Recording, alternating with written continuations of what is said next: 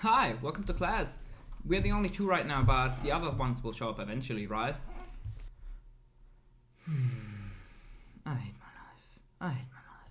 A Professor Sunreis Productions! Hello class, Professor Sunreis here. In today's class, we're gonna talk about my experience of YCS Dortmund. This video is a little late, but I was just very fatigued the last few days after YCS and also had work to do. So we're just gonna talk about my overall experience and the one or two deck lists which I ran because, spoiler alert, the main event did not go as planned. So for the side events, I did switch up my deck list. So we are gonna mainly talk about that because I feel like the main deck list was the main event deck list was kind of iffy. So without further ado, don't forget to like and subscribe. Leave some feedback down in the comment section below, and let's get right into the video. So in the main event, I was playing the current deck list, which you will be seeing on the screen here. But it went really bad because honestly, there was not nearly enough tier Ishizu on the event to run such a highly optimized list around that, because I was honestly just playing Spright mirrors the whole day, and without swap frogs in the main deck, the Spright mirror just becomes basically unplayable because you're lacking like 2 to 3 disruptions with it and the follow-up. So it was very bad on my part, and I went 2-2 drop, and then I went into the side events and played the list like this, and went 3-1 in the side event. Adding the swap frogs definitely helped, but the one game I lost was because I just hard-bricked one game and I couldn't play, and that made me lose the match in time. So that was a little bit annoying, was also the main reason why I did not want to play the swap frogs in there. And then for Sunday, I did decide to just go back to Spright hand trap, just because I felt like the Bustials, while they were still putting in lots of work, were not nearly as necessary as I thought, and I was scared of a shit ton of Flunder in the side events. So I was just playing this deck list, and it actually went pretty good. I went 5-1. With that, I got 36 tickets, and with these 32 of these, I got these 4 wonderful playmats. So we got this one Slifer playmat, we have this one Bakura playmat, we have this one Marek playmat, and we have this one Obelisk playmat. The Slifer playmat is already sold. If you actually are interested in this, in any of these playmats, definitely let me know, and we can maybe sort out some sort of agreement. Let's just put these aside and let's just stick to this. So we were on pure hand trap Spright because I figured this would be the most behind tier shield. This would be the most optimal deck for a side event like that, and I was still only playing against one tier shield the whole weekend. I was playing a shit ton of Spright mirrors, and I figured I'm probably good enough to beat most of the Spright mirrors from a skill basis, and then just playing a very good list with it should be fine. I lost a lot of die rolls in the side event, went second against them, and just still broke the boards and just grinded them out. So that all went pretty good. So the deck list was actually insane in my opinion. So for the Spright engine, I maxed out on all of the good ones, and then a one of Carrot, Red, and which was not the standard thing, but I really liked was one double cross, one smashers. I started to love double cross from the time I was playing my Toadless variant of Bestial Sprites, but even in the Toad variant of Bestial Sprite, I was still playing this in the main deck and no smashers, but lacking the in the seeding department for Spright, of course, I really just wanted to always have access to this, and it always came up so many times that I have a second like very good trap / spell target for Jet, so that was very important. For the normal summons or the Beaver package, I was playing 3 Beaver, 2 Angler, 2 Swap Rock. I was not playing the Beckoning Beast package. I love it, as you all probably know, but honestly, it's just not mandatory in a deck like this, and you really want to have the 2 Angler if you play the Beaver, and you could play 2 Beaver, 1 Angler, and then you have 2 slots free, but that doesn't give you the Beckoning Beast package. And with Swap Frog being also like kind of a decent normal summon, I really wanted to have access to that and not have too many normal summons. So I did still have impactful enough normal summons. With this, don't give you two bodies, but going first, this is fine because then your Gigantic can get you access to Red or Carrot. So that was fine. In hindsight, I probably would have wanted to play the Newman line, where you go with the first swap rock, you send the second one. With the second swap rock, you send the water floodgate thingy against T elements. So, but I didn't have access to any of the cards which you want for that, so I did not have the ability to go for that. And I also didn't want to play anything new because I lost the one main deck event round because I was playing something which I've never played before just because I thought it was good, but more on that later. 3 Prosperity, pretty standard. You want to have the consistency, of course. And then for the hand trap line, I was playing 3 Magnum, 3 Saronia, 3 Jerusalem, no Saronia, because I was not anticipating as much Shizu as in the main event. So I did not feel comfortable enough running a Saronia, because it's really not that good in any of the matchups apart from Shizu. So I just wanted the really good ones, which are okay or broken by themselves. And then 3 talents. These are like the mix between hand trap and board breakers. So I really felt comfortable playing talents as well, even though we are playing a hand trap variant, just because we are already on 6 hand traps, which kind of act like board breakers as well. And adding to that, I had 3 Imperm, 3 Ash, and 2 Valor. These are probably the best hand traps, apart from maybe a Ghost Bell, but because I was not fearing Bestials against me that much, because I was always playing around them by going into Gigantic as soon as possible. I figured I don't need the Ghost Bell, and then Valor is probably just the best thing, or Nibiru.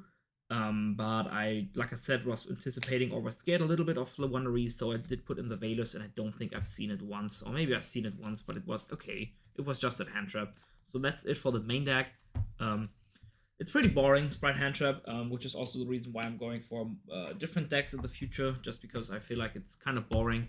While it's still super strong, it's just not really that spicy anymore. But it's doing its job, and to get a shit ton of playmats and actually get some money out of the event, playing a boring deck sometimes is what you have to do. For the links, I was playing the Masquerena package with 1 Unicorn. It was kind of weird, but I had the 1 Space, and Djinn Buster did not really seem that good anymore, and the 1 Zero Boros. I thought about playing Appaloosa as well, but this also felt kind of weird. So I just wanted to have a decent Link 3 to go into with Masquerena to get a Druze Worm off.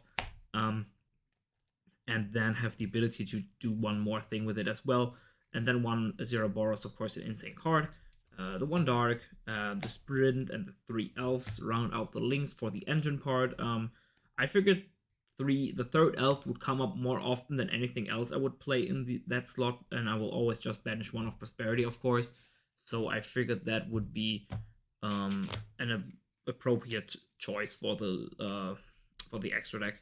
And then for the XZs, 2 Gigantic, 1 Toad, the Sky Cavalry, the Soul Sweeper, and the Zeus package. Honestly, I don't think I went into these a lot the whole weekend.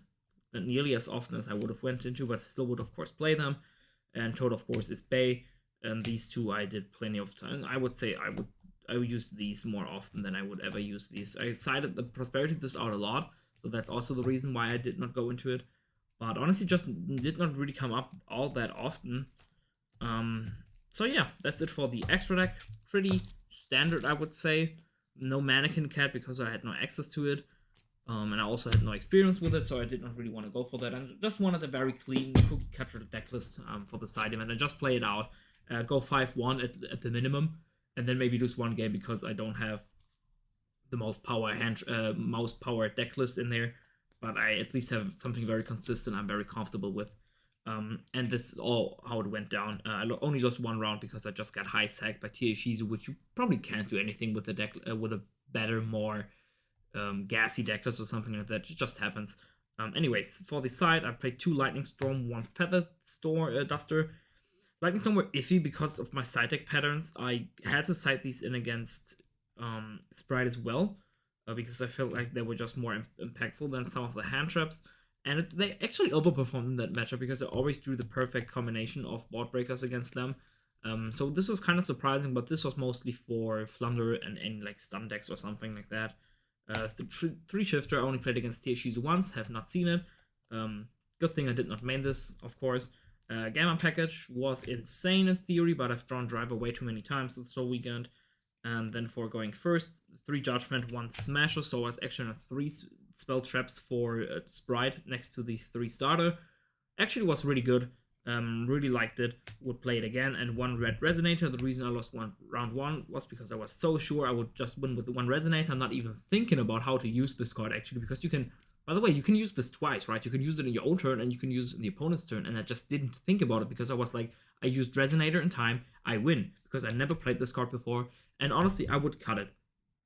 Just for the reason, anytime I went in time, it was only because I did not scoop game 2, because I thought, hey, I can just let the opponent play out however slow they want to, and then in game 3, we go into time and I just use this, or I could just use this one extra side deck slot for a very good card, have a better deck overall, and then in game 2, I just scoop way early and have like a 50-minute game for game 3, and that's plenty of time, especially if you go first, to just win out the game.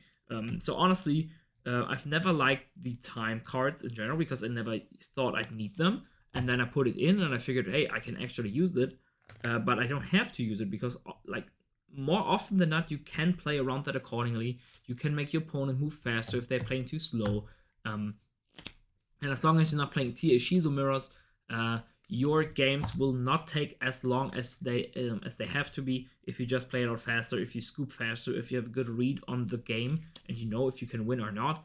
You don't need sideburn cards, and in the future I would not play them anymore. So overall, the event was fine for me. The game, let's put the camera here real quick. So overall, the event was fine for me. The main event was really bad, but honestly, I don't even have the time to finish the main event because the buddies of mine which finished the main event day 1 were at home at like 3 a.m. and had to get up at 5 a.m. again because we had no hotel, because we only live 1 hour away from Dortmund. So not having the time for the main event is actually fine that I just dropped out. Should have dropped out earlier to get 1 or 2 more side events in on that day. But overall, being at a YCS is always super fun. Just hanging around with your friends, playing Yu-Gi-Oh! All day is always a good thing, and if you get some nice playmats out of it like I did, and had a pretty okay, at least for the second day was really good for me, experience there with the deck you have, it's always fun, even in a tier 0 format like this, which I'm not the biggest fan of. I can definitely see the approach of it, but honestly, I'd just rather have a variety of decks because I feel like this is also a skill testing, and this is a skill test which I am more in favor of than just learning one matchup and just mastering it. Just having the variety in a game like that, and always being like quick on your foot, and always being able to adapt to things which you might have not been too comfortable with, which is something which I really like of the game. So I hope we will get out of this tier 0 format in a bit.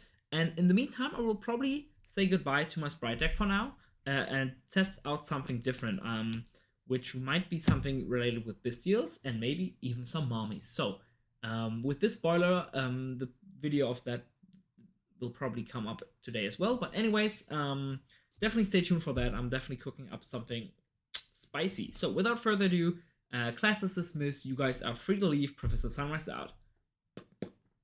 Peace.